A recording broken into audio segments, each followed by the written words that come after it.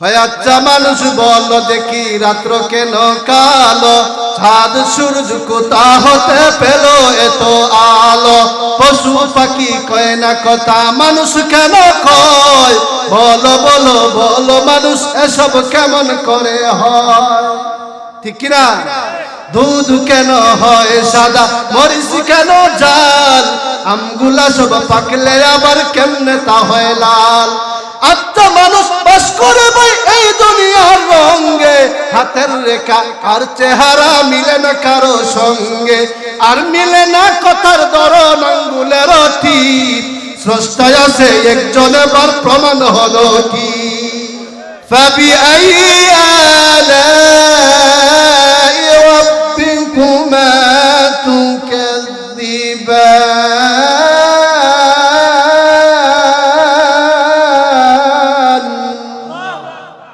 আল্লাহ রাব্বুল আলামিন বলেন, আমি আল্লাহর দেওয়া কোন কোন নিয়ামতকে বান্দা তুমি অস্বীকার করবা? কোন নিয়ামতকে অস্বীকার করার মতো কোন মানুষের কোনো অধিকার নাই। বান্দারে আমি আল্লাহ তোমাকে দুইটা চক্ষু দান করেছি, এই চক্ষুর নিয়ামত আমি আল্লাহ তোমাকে দিয়েছি, কিন্তু তোমার গ্রামের একটা মানুষের দুইটা চক্ষু নাই, তার দিকে তাকায় দেখো। তাকে যদি বলা হয় ভাই তোমার চক্ষু নাই, তোমার কাছে কেমন লাগে? আমি যদি তোমাকে দুইটা চক্ষু দান করি, বিনিময়ে তুমি আমাকে কি দিবা? ওই দুই চক্ষুওয়ালা মানুষ যার দুইটা চক্ষু নাই, সে বলবে ভাই আমার যত স্থাবর সম্পত্তি আছে ওই সমস্ত সম্পত্তি তুমি নিয়ে যাও, বিনিময়ে দুইটা চক্ষু দান করো। ভাইরা আমার বলেন তো দেখি, পৃথিবীর কোন ডাক্তার, কোন কবিরাজ, কোন ইঞ্জিনিয়ার দুইটা চক্ষু দিতে পারবেনি? আল মাদ্রাসাতুল জালালিয়া রুহে মদিনা দৌলতপুর পঞ্চম বার্ষিক ইসলামী মহাসম্মেলনের সম্মানিত সভাপতি সাহেব, দূর দূরান্ত থেকে আগত আমার অত্যন্ত মহব্বতের মানুষ, কলিজার টুকরা যুবক ভাইরা, মুরব্বী বাবাজিরা, আল্লাহ রাব্বুল আলামিনের দরবারে অসংখ্য অগণিত শুকর, যেই মহান রাব্বুল আলামিন আমাদেরকে এশারের নামাজের পর জান্নাতি সামিয়ানার নিচে বসার এবং আসার, কোরআন এবং হাদিস থেকে কিছু কথা বলার তৌফিক দান করেছেন। এই জন্য রব্বে কারীমের দরবারে কালিমাতুশ শুকর আদায় করি, বলি আলহামদুলিল্লাহ। আর একটু জোরে সরে বলি আলহামদুলিল্লাহ। ভাইরা আমার, আপনাদের সামনে অল্প কিছু কথা বলে আমি বিদায় নিয়ে যাব।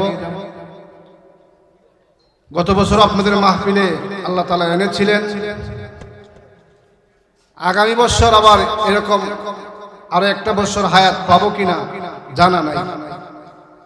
গত বছর অনেক মানুষ এখানে উপস্থিত ছিলেন, কিন্তু আজকে তারা দুনিয়াতে নাই, অন্ধকার কবরে চলে গেছে। এরকম আছে না নাই? একের পর এক আমাদের মৃত্যুর ঘণ্টা বেজে যাবে। মৃত্যু সবার জন্য আসবে, কথা বলেন ঠিক কিনা? নাস্তিক বলেন, আস্তিক বলেন, ইহুদি খ্রিস্টান বলেন, যত ধর্মের মানুষ পৃথিবীতে আছে, যত প্রাণী পৃথিবীতে আছে, যত মাখলুক পৃথিবীতে আছে, প্রত্যেকটা মাখলুক জানে তার মৃত্যু আছে। কথা বলেন ঠিক কিনা? মানুষ সব কিছু অস্বীকার করতে পারে, কিন্তু মৃত্যুকে অস্বীকার করার মতো কোনো বাহাদুরি, কোনো ক্ষমতা কারো নাই। এই জন্য বলবো, আমার মাইকের আওয়াজ যতটুকু পর্যন্ত পৌঁছে, আমার যুবক ভাইয়েরা, বৃদ্ধ বাবাজিরা, মেহেরবানি করে আপনাদের এই মাহফিলকে সুন্দর করে সাজানোর জন্য আজকের এই জান্নাতি সামিয়ানার নিচে চলে আসেন। উলামায়ে কেরামদের জবান থেকে মূল্যবান নসিহত শুনেন। জানি না কার ওয়াজে, কার বয়ানে আপনার হেদায়েতের জরিয়া হতে পারে। কথা বলেন ঠিক কিনা? আপনি সারা দিন সারা রাত 24 ঘন্টা বয়ান শুনলেন, কিন্তু আপনার কপালে, আপনার অন্তরে আল্লাহ হেদায়েত দেয় নাই, আপনার এই বয়ান কোনো কাজে আসে না। কথা বলেন ঠিক কিনা? কিন্তু আপনি একটি কথা শুনছেন, সেই কথার উপরে আমল করেছেন, আপনার জিন্দেগি কামিয়াব। কথা বলেন ঠিক কিনা?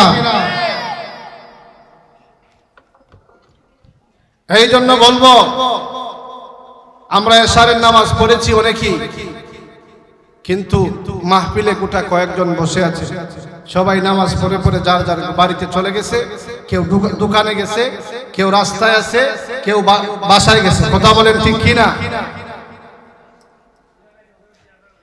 এই জন্য ভাই, আল্লাহ রাব্বুল আলামিন আমাদেরকে বলেন, বান্দা আমি আল্লাহ রাব্বুল আলামিন তোমাদেরকে এত নিয়ামত দান করেছি,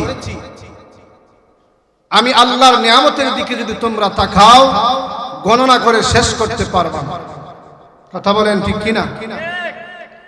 আল্লাহ আমাদেরকে কি বানাইছেন? কথা বলেন না, মানুষ বানাইছেন। শুধু কি আল্লাহ তাআলা আমাদেরকে মানুষই বানাইছেন, নাকি শ্রেষ্ঠ মানুষ হিসাবে বানাইছেন? শ্রেষ্ঠ কেমনে হইলাম? বলে আমাদের কাছে এমন একটা জিনিস আছে, সেই জিনিসটা বেদুর্মীদের কাছে নাই। কথা বলেন ঠিক কিনা? সেই জিনিসের নাম কি? ঈমান। কথা বলেন, কথা বলেন, সেই জিনিসের নাম কি? ঈমান।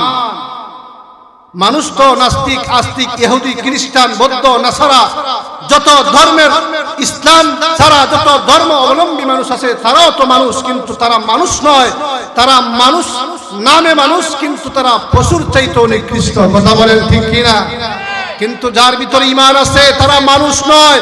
আল্লাহ বলেন তারা মানুষ, তারা সবচাইতে ভালো মানুষ। কথা বলেন ঠিক কিনা? আমরা হলাম আল্লাহ রাব্বুল আলামিনের কাছে সবচাইতে ভালো মানুষ। মানুষ আমাদের ঈমান আছে, আমাদের ঈমানের মতো দৌলত আছে। আল্লাহ তাআলা আমাদেরকে এই নিয়ামতটা দান করেছেন। সুবহানাল্লাহ। মুসলমান বাবাজিরা রে আমার, বন্ধুরা রে আমার, আল্লাহ রাব্বুল আলামিন বলেন শুধু দুনিয়ার মধ্যে আমি আল্লাহ মুসলমান জাতিকে বানাই নাই, আমি আল্লাহ রাব্বুল আলামিন এমন এমন মাখলুক বানিয়েছি রে বান্দা। আল্লাহ রাব্বুল আলামিন বলেন, বান্দারে মানুষের কোনো শেষ নাই, মানুষের কোনো শেষ নাই, কিন্তু মানুষ আমাদেরকে চিনতে হবে কোনটা আসল মানুষ, কোনটা নকল মানুষ। কথা বলেন ঠিক কিনা? ছোটবেলা দেখবেন চাচায় কয়, বাবায় কয়, দাদায় কয় যে মানুষ হও, কয় কি কয় না, কি হও, মানুষ হও। তখন মনে মনে ভাবতাম, কি রে আমি কি মানুষ না নাকি? আমি কি গরু ছাগল নাকি? বাবা, চাচা, খালা যাই যারাই বলে মানুষ হও, তারা কোন মানুষ হওয়ার কথা বলেছে? যে আদর্শ, আখলাকি, চরিত্রের সমস্ত দিক দিয়ে মানুষ হও, তাহলেই তুমি মানুষ। কথা বলেন ঠিক কিনা? আল্লাহ রাব্বুল আলামিন আমাদেরকে মানুষ হিসাবে দুনিয়াতে পাঠাইছেন, শ্রেষ্ঠ মানুষ হিসাবে আল্লাহ রাব্বুল আলামিন আমাদেরকে বানিয়েছেন। আল্লাহ রাব্বুল আলামিন বলেন, লাকাদ খালাকনাল ইনসানা ফি আহসানি তাকওয়িম।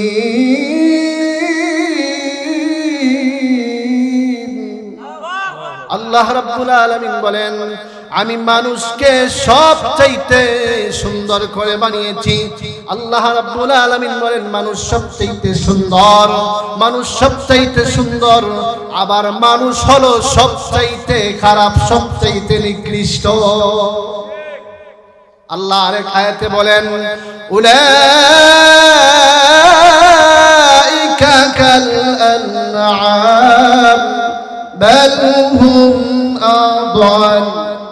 আল্লাহ রাব্বুল আলামিন বলেন, এই আয়াতের মধ্যে আল্লাহ বলেন মানুষ সবচেয়ে নিকৃষ্ট, আবার আয়াতের মধ্যে আল্লাহ বলেন মানুষ সবচেয়ে সুন্দর, মানুষ সবচেয়ে দামি। ও মুসলমান যুবক ভাইরা আমার, আল্লাহ দুই কথা কেন বললেন? আল্লাহ দুই কথা বলার কারণ হলো, ও দুনিয়ার মানুষ, মানুষ হিসাবে জন্ম নিলেই শুধু মানুষ হওয়া যায় না, তোমার স্বভাব চরিত্র মুহাম্মদের মতো হতে হবে, তাহলেই তো তুমি মানুষ। তোমার স্বভাব চরিত্র সাহাবায়ে কেরামদের মতো হতে হবে, তাহলেই তো তুমি মানুষ। তোমার স্বভাব চরিত্র আল্লাহওয়ালাদের মতো হতে হবে, তাহলেই তো তুমি মানুষ। যদি তো তাদের মতো তোমার চরিত্র না হয়, তাদের মতো যদি তুমি চলতে না পারো, তাহলে অন্যথায় তুমি মানুষ নয়, তুমি কুকুরের চাইতে আরো নিকৃষ্ট। কথা বলেন ঠিক কিনা? আল্লাহ রাব্বুল আলামিন আমাদেরকে নিয়ামত দান করেছেন, আমরা ইমানদার হতে পেরেছি। আল্লাহ রাব্বুল আলামিন বলেন, বান্দা যখন নিয়ামত পাওয়ার পরে আমি আল্লাহর কাছে শুকরিয়া আদায় করে, আমি আল্লাহ রাব্বুল আলামিন বান্দার নিয়ামতকে আরো বাড়ায় দেই। সুবহানাল্লাহ বলেন। আল্লাহ বলেন, লা ইন শাকারতুম লাযীদান্নাকুম ওয়া লা ইন কাফারতুম ইন্না আযাবী লাশাদীদ।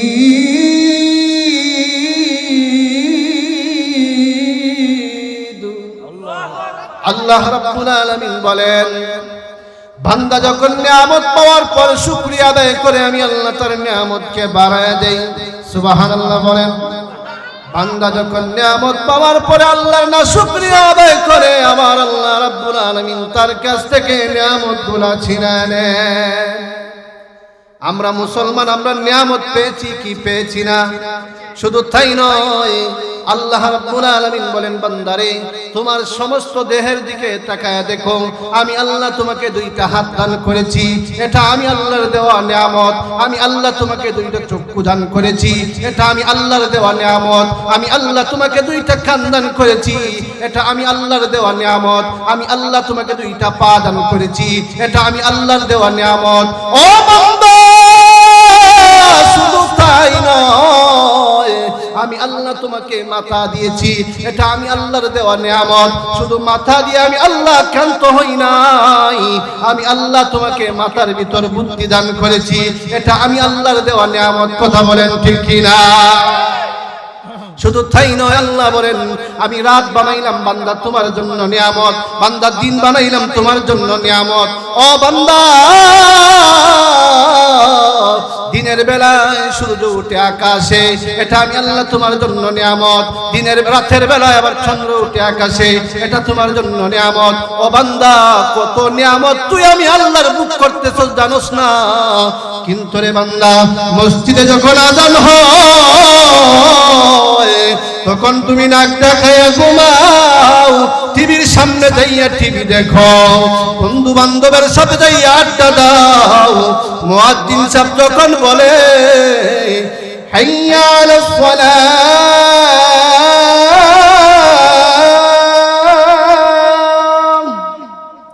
হাইয়া আলাস সালাম,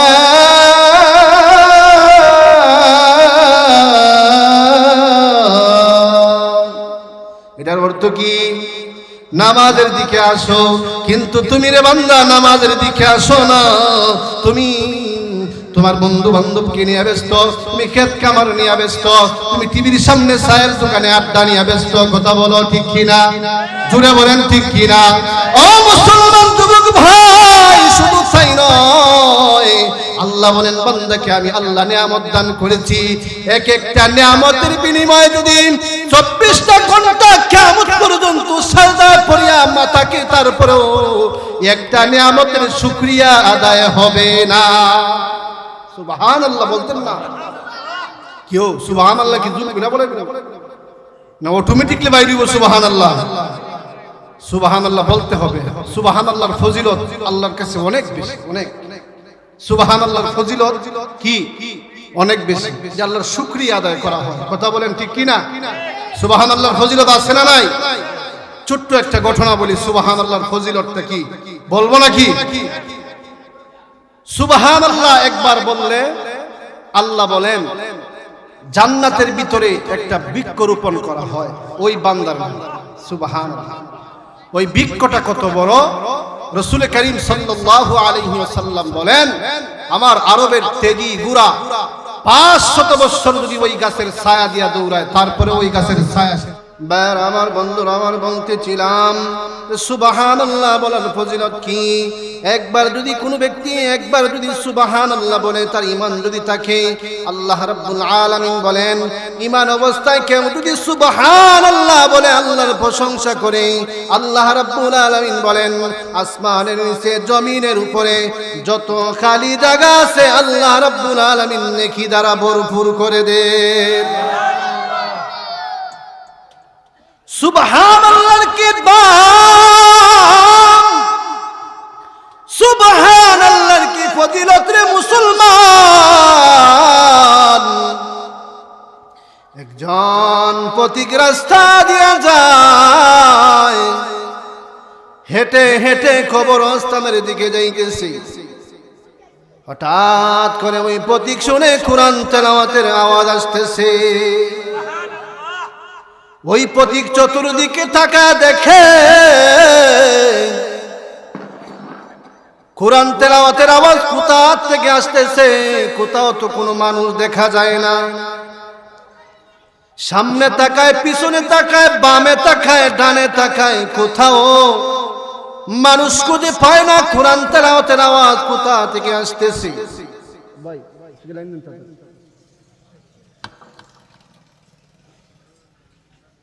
ওই পথিক যখন তাকায় কোনো মানুষ খুঁজে পায় না। কে কোরআন তেলাওয়াত করতেছে কোনো মানুষ খুঁজে পায় না। হঠাৎ করে নজর করে তাকায় দেখে রে কবরের একটা সুড়ঙ্গ দিয়া কোরআন তেলাওয়াতের আওয়াজ আসতেছে। কি তেলাওয়াত বাজতেছে? কবরের মধ্যে কোরআন তেলাওয়াতের আওয়াজ শোনা যাইতেছে। ওই কবরওয়ালা পড়তেছে ইয়াসিন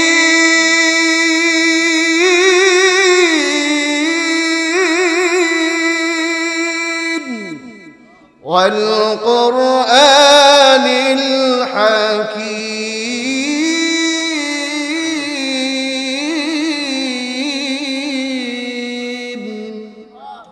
সুন্দর করে যখন ওই কবরওয়ালা কোরআন তেলাওয়াত করতেছে, ওই পথিক শোনার সঙ্গে সঙ্গে বলতেছে সুবহানাল্লাহ।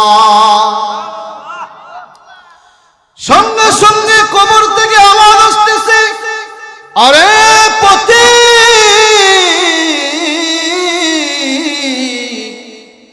তুমি আর সহ্য হয়ে গেছো আমার কোরআন তেলাওয়াত শুনে, আর সহ্য হওয়ার কোন কারণ নাই। আরে পথিক শুনো, তোমার একবার সুবহানাল্লাহর সওয়াবটুকু তুমি আমাকে দিয়ে দাও, আর আমার কোরআন তেলাওয়াতের সওয়াবটুকু তুমি নিয়ে যাও।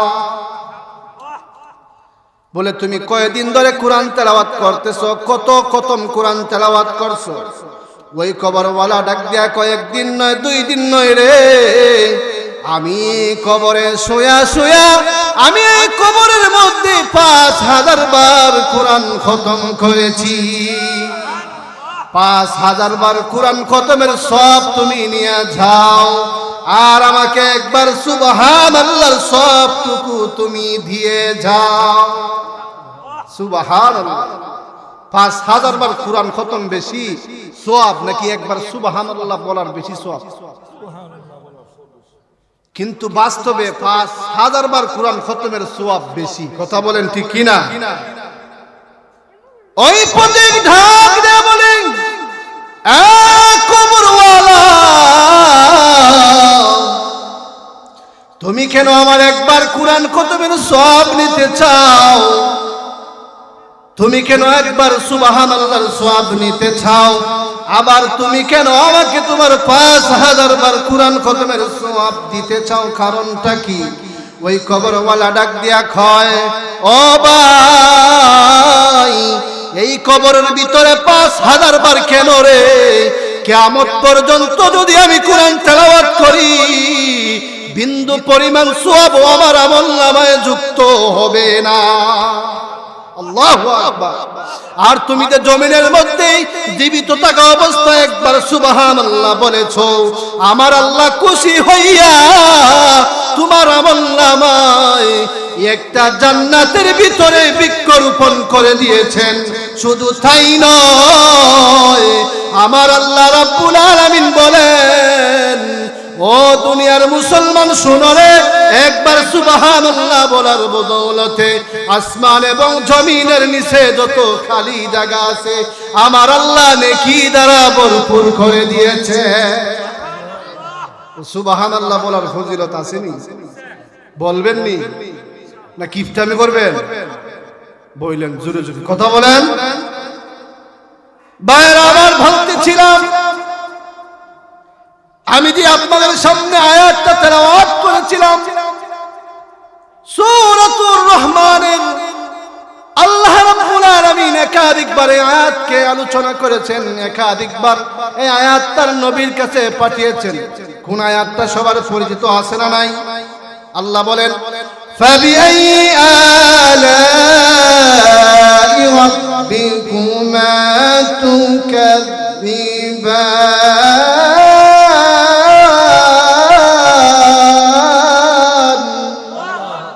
আল্লাহ রাব্বুল আলামিন বলেন, বান্দারে আমি আল্লাহর কোন কোন নিয়ামত তুমি অস্বীকার করবা? আল্লাহর কোন নিয়ামত অস্বীকার করার মতো আমাদের ক্ষমতা নাই। আল্লাহ বলেন, রাত বানাইলাম আমি আল্লাহ, দিন বানাইলাম আমি আল্লাহ, চন্দ্র উঠাইলাম আমি আল্লাহ, সূর্য উঠাইলাম আমি আল্লাহ, আমি আল্লাহ এগুলা ডুবাইলাম, এগুলা একমাত্র আমার বান্দার জন্য। সুবহানাল্লাহ।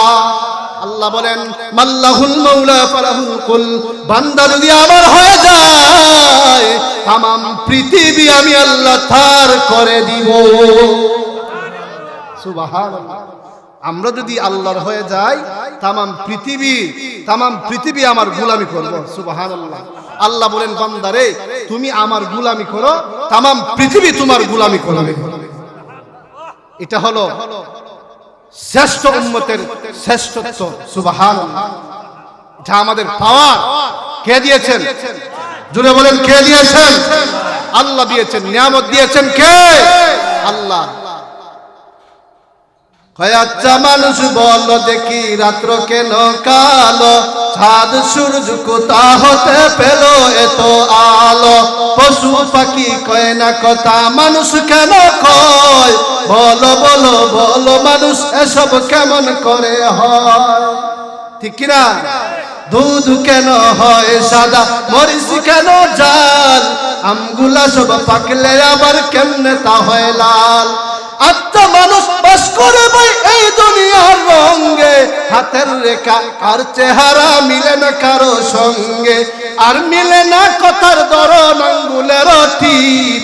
স্রষ্টায় আছে একজন, এবার প্রমাণ হলো কি? কথা বলেন ঠিক কিনা? আমাদের স্রষ্টা আসেনি? বানানেওয়ালা কে? এই যে নিয়ামতগুলো আমাদেরকে দান করেছেন। আমি যে সুন্দর সুন্দর কবিতাগুলা বললাম, আচ্ছা মানুষ বলো দেখি রাত্র কেন কালো? রাত্র কেন আল্লাহ কালো বানাইলেন? আল্লাহ কেন দিন বানাইলেন? আল্লাহ কেন এই গাভীর ভিতরে সাদা দুধ দিলেন? আল্লাহ কেন মরিচের মধ্যে জাল দিলেন? আল্লাহ কেন আমাদেরকে এই নিয়ামতগুলা দান করলেন? আল্লাহ বলেন, বান্দারে তুই যখন আমি আল্লাহর গোলামি করস, তামাম মাখলুকাত তোর গোলাম হয়ে যাবে। সুবহানাল্লাহ। সুবহানাল্লাহ। এগুলো আল্লাহর অনেক নিয়ামত ভাই, অনেক নিয়ামত। আল্লাহ তাআলা আমাদেরকে এই নিয়ামতের শুকরিয়া আদায় করার তৌফিক দান করুন। সবাই বলেন আমিন। আপনার বাড়ির মধ্যে দুইটা আম গাছ আছে, দুইটা আম গাছ, দুইটা আম গাছের দুইটা আম কি একই স্বাদ না ভিন্ন স্বাদ? ভিন্ন স্বাদ। গাছ একই রকম, পাতাও একই রকম, ফল দেখতে একই রকম, কিন্তু স্বাদের বেলায় কি ভিন্ন। আপনার কাছে কাঁঠাল গাছ আছে বাড়ির মধ্যে, কাঁঠাল গাছ, 10টা কাঁঠাল গাছের স্বাদ কি একই রকম না ভিন্ন রকম? এই স্বাদ দিছে কে? আল্লাহ। কার জন্য দিছেন? কার জন্য দিছেন? মানুষের জন্য। এই জন্য আল্লাহ বলেন, ফাবিআইয়ি আলাই রাব্বিকুমা তুকাযযিবান।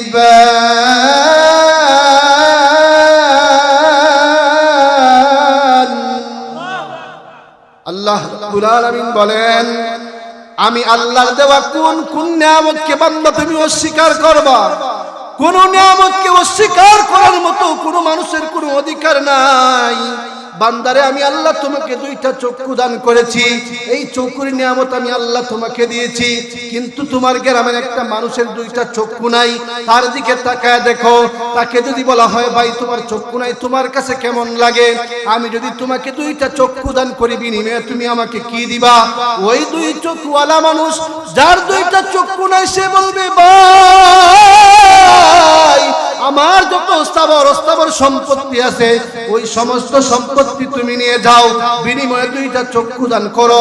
ভাইরা আমার বলেন তো দেখি, পৃথিবীর কোন ডাক্তার, কোন কবিরাজ, কোন ইঞ্জিনিয়ার দুইটা চক্ষু দিতে পারবেনি? জোরে কোন না, পারবেনি? কার কোনো ক্ষমতা নাই চক্ষু দেওয়ার মতো। চক্ষু দিয়েছেন কে? আল্লাহকে কয় টাকা দিয়েছি? আল্লাহ বলছেন বান্দারে বিনিময়ে আমি আল্লাহর সিজদা করবা, গোলামি করবা, বিনিময়ে আমি আল্লাহ তোমার নিয়ামত বাড়ায় দিব। আমাকে আল্লাহ তাআলা দুইটা হাত দান করেছেন। ও মানুষ, কেমনে আল্লাহর নিমখারামি করো? গত কয়েকদিন আগে শাস্তাগঞ্জের মধ্যে একজন মুসলমান ঘরের পরিবারের সন্তান, একজন মেয়ে আমাদের রসুলের বিবিকে গালি দিয়েছে, আমাদের রসুলকে গালি দিয়েছে। ও মুসলমান, নিজেকে মুসলমান দাবি করো, অথচ তুমি তোমার অন্তরের ভিতরে নাস্তিকদের কি চাটাই করো? কথা বলেন ঠিক কিনা?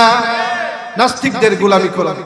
আমি বলতে চাই, বাংলাদেশের মধ্যে যদি কোনো নাস্তিক বেঈমান আমার রাসূলকে নিয়ে কটূক্তি করে, আমার আল্লাহকে নিয়ে কটূক্তি করে, ইসলামকে নিয়ে কটূক্তি করে, আমার নবীকে নিয়ে কটূক্তি করে, কুরআনকে নিয়ে কটূক্তি করে, তার একটাই কাজ, আমরা তার ফাঁসি দিব। কথা বলেন ঠিক কিনা?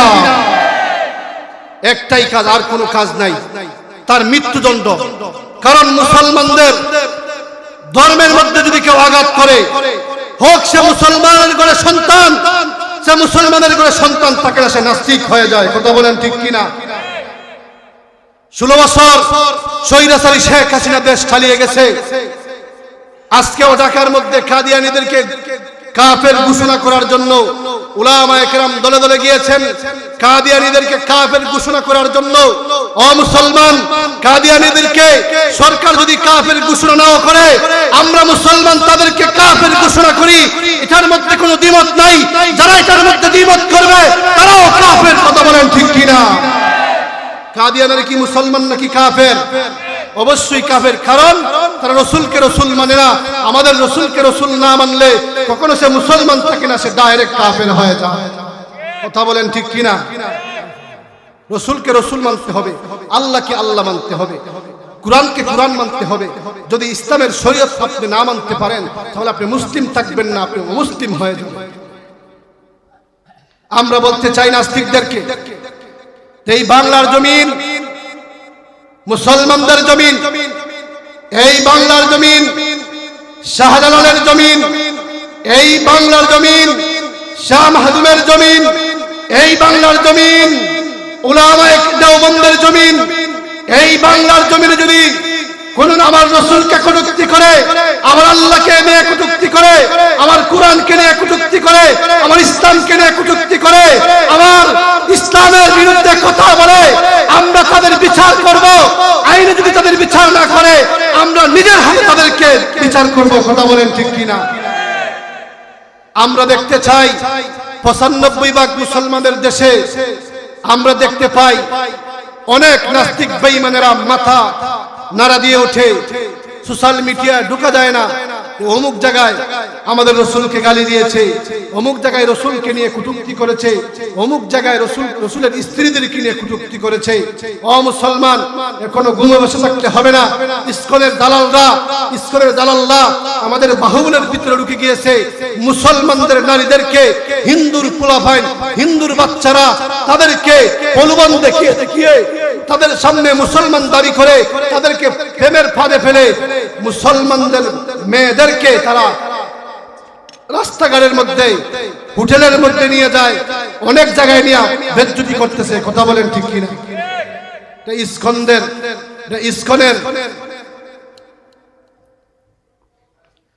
ইসকনের দালালদেরকে আমরা বলতে চাই, গতকালকে আমার ফুটিজুরি পাশের একজন হিন্দু মানুষ মারা গিয়েছে।